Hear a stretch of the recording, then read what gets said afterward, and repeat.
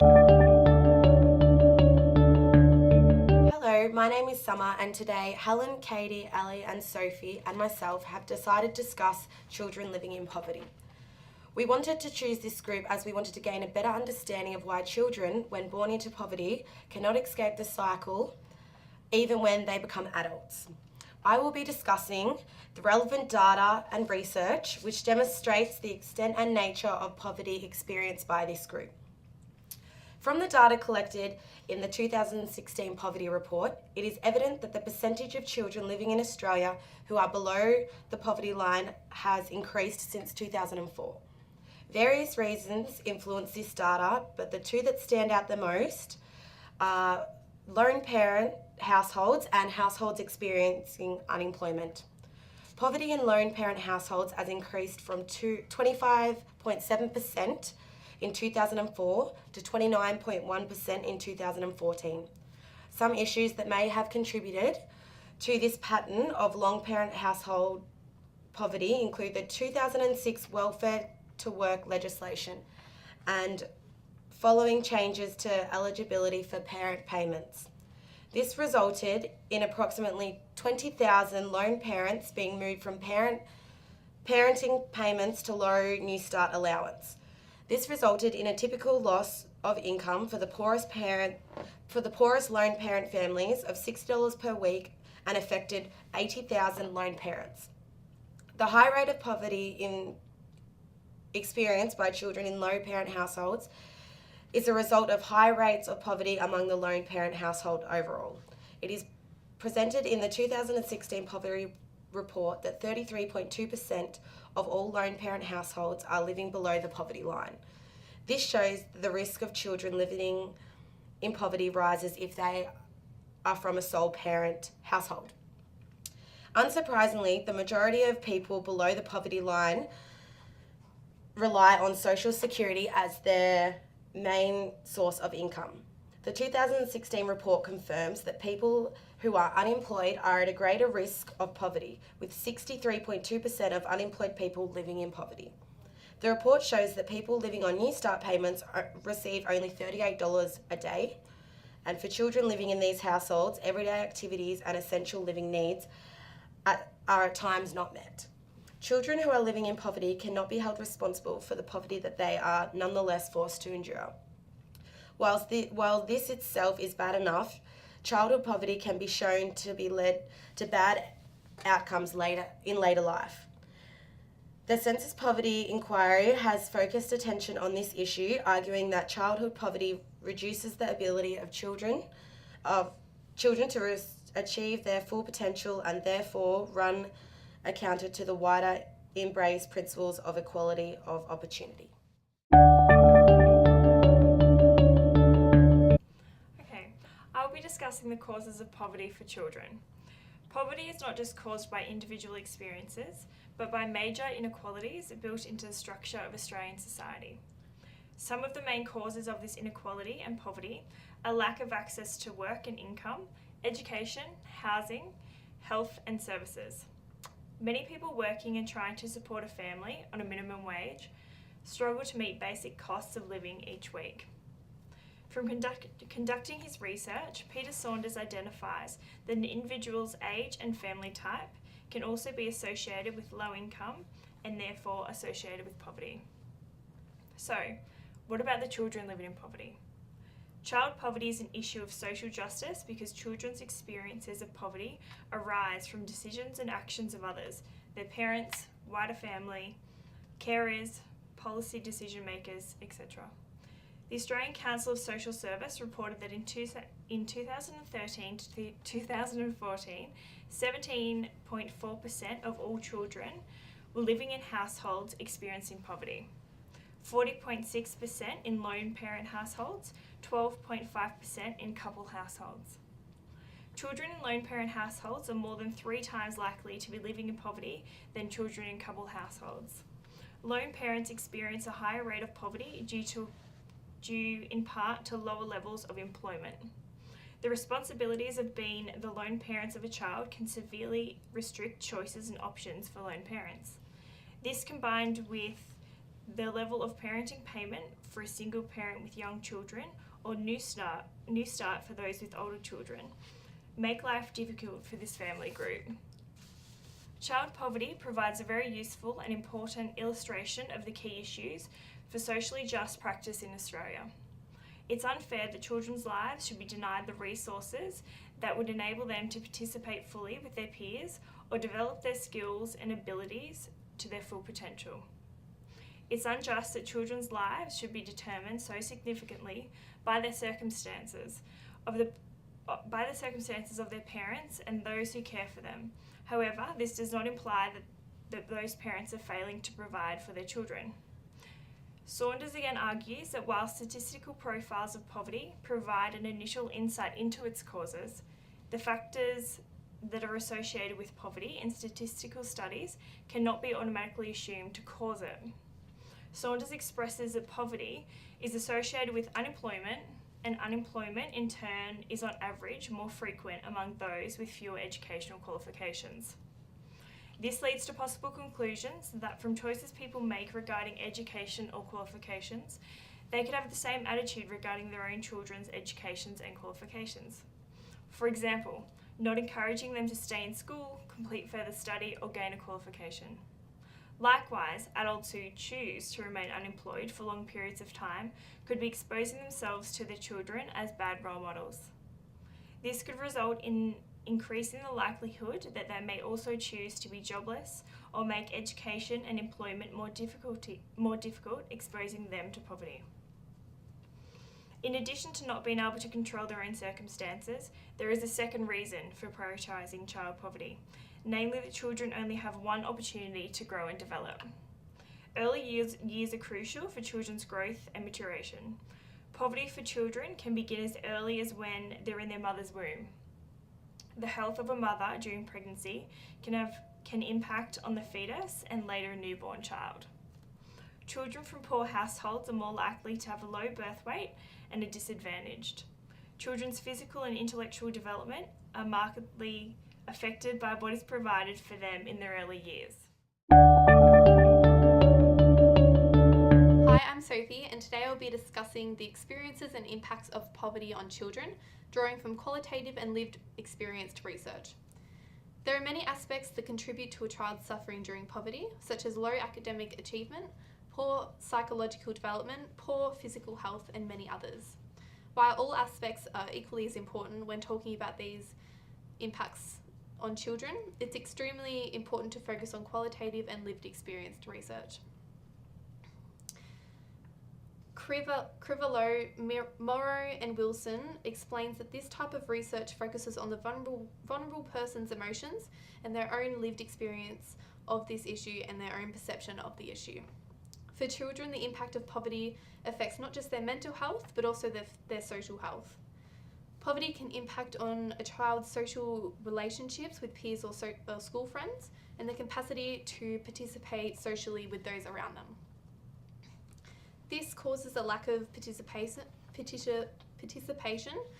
is a reoccurring situation for most children living in poverty. Constraints towards their participation in school activities and possibly school in general affects the child's relationships with others and can lead to feelings of isolation and rejection from the community. Another debilitating impact of the vulnerable group is the chronic stress which is associated with living in poverty, which can very easily affect the child's concentration in any activity, as well as their memory capacity and ability to learn, making going to school a very difficult and daunting experience for them. Children living in poverty are also at high risk of having behavioural as well as emotional problems, which include things such as difficulty communicating with others, having high amounts of aggression, and possibly even ADHD. All of these effects and aspects of a children's life can cause them even higher amounts of stress than they previously had. For a child living in poverty, their opportunities and education with schooling are already relatively low without a huge amount of external support. Pairing this with the inability to get along with peers and having an aggressive attitude towards others makes a child's interest in school and education drop, as well as not feeling worthy of the opportunity. Looking at poverty in a multidimensional way best reflects a child's lived experience of poverty. This approach takes on board other aspects beyond material deprivation while analysing participation in social environments. When talking about a topic like poverty, qualitative data is useful to explore as it looks in depth at the ways in which people think or feel. So we can analyse an issue based on experience and not on ordinary research. An example of this data is the qualitative study on children's perception of poverty in Macedonia. This aims to find out for certain what views children has on poverty and how they understand it. This specific example included 93 children from the ages of 11 and 15 from different ethnic groups. This workshop provided the children a chance to explore their own opinions on the situation and discuss their thoughts and experiences on certain topics. The first topic was around the meaning of deprivation, which all children, despite age and ethnic group, all related this back to the same things. They all stated that this meant need for food, money, clothes, a home, books, and schooling. Children experience the effects of poverty not just in material sense, but also in terms of feelings of exclusion, insecurity, humiliation, and rejection. From looking at lived experience and qualitative data, it is evident that despite the ethnic group, the age, the gender, poverty has relatively the same occurring theme of what they think and feel when topics such as deprivation are put on the table. These types of studies help to show us not just the facts and numbers based on poverty, but also the way in which children with poverty are feeling and the emotional and personal side of the spectrum. This also allows us to understand and analyse how poverty can be different for each individual, as no one experiences poverty the same in terms of emotional and environmental factors. So in Australia, a child cannot directly receive a social security benefit in the form of a payment or tax benefit. These benefits almost always go to the parent or caregivers to assist alleviating the poverty experienced by the child. One benefit that a parent or carer can receive is the parenting payment. This is a payment through Centrelink, and eligibility is based on the age of the child and is paid at the pension rate until they become ineligible. Single people must have care of a child under the age of 8, and partner people must have care of a child under 6. The amount of payment you receive is also based on the income and material assets of the carer or parents. As a condition of the payment, parents or carers must look for part-time work or be undertaking an approved activity such as study, and must attend any appointments made for them or their payment will be cut off. Graham and Marston discussed the success of these payments and how these requirements impact on the parent. They noted that the majority of people receiving this benefit was single mothers. They noted that the pressure of trying to work 15 to 25 hours per week, attend compulsory skill-building activities, and care for a young child or multiple children in many cases was negatively impacting on their well-being, and as a result affecting the well-being of the child. Additionally, Duncan and Brooks noted that in some cases, working for welfare schemes can deepen the level of poverty a family is experiencing, as well as creating time-poor parents, which can create developmental issues and can lead to achievement issues surrounding school and work in later life. This perpetuates and deepens the cycle of poverty within Australia. According to the Australian Council of Social Service, these payments are under the poverty line. So for a family receiving just this payment, they are living in poverty. This payment is not helpful to children living in poverty, as the payment does not assist them in rising above the poverty line. Additionally, the added pressure on the parent or caregiver to undertake work or approved activities in order to receive this payment while caring for a young child can have negative effects on the parent and child's well-being, leading to poor mental health, self-esteem, and self-worth. Theories can better inform social work practice with children that are living in poverty. Social work practice draws on theories, knowledge, skills, and sets of values to be able to respond to the varying demands made of them in an ever-changing context. By having knowledge, one can have a better understanding of why children are acting and behaving in a certain way.